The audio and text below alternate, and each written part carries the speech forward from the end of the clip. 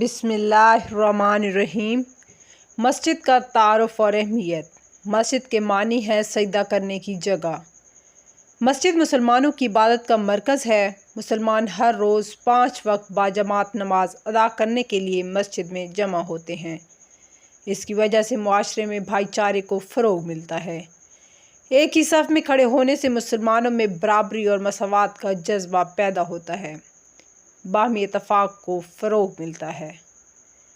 مسجد دینی، مذہبی اور معاشرتی تعلیم کا ایک اہم ذریعہ بھی ہے۔ یہاں بچے قرآن اور حدیث کی تعلیم حاصل کرتے ہیں۔ جمعہ کے دن علماء کرام لوگوں کو دین کے مسائل سے آگاہ کرتے ہیں۔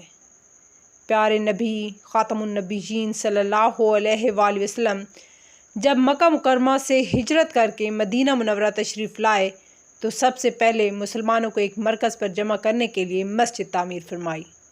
اسے مسجد نبوی کے نام سے پکارا جاتا ہے۔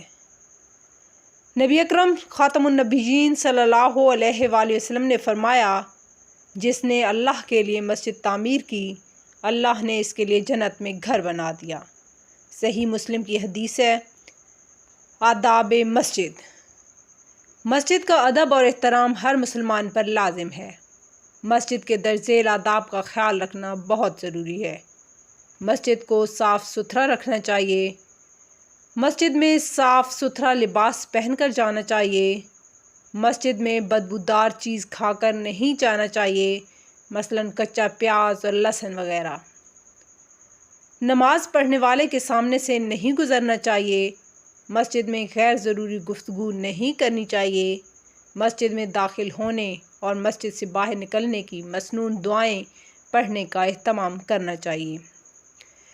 پیارے سننے والوں، اگر آپ کو یہ ویڈیو پسند آئی ہے تو اس کو لائک کریں، شیئر کریں اور چینل کو سبسکرائب ضرور کریں تاکہ اس طرح کی اور بھی بہت ساری معلوماتی ویڈیوز آپ تک پہنچتی رہیں۔ دعاؤں میں یاد رکھیے گا۔ ملتے ہیں نیکسٹ ویڈیو میں، تب تک اللہ حافظ۔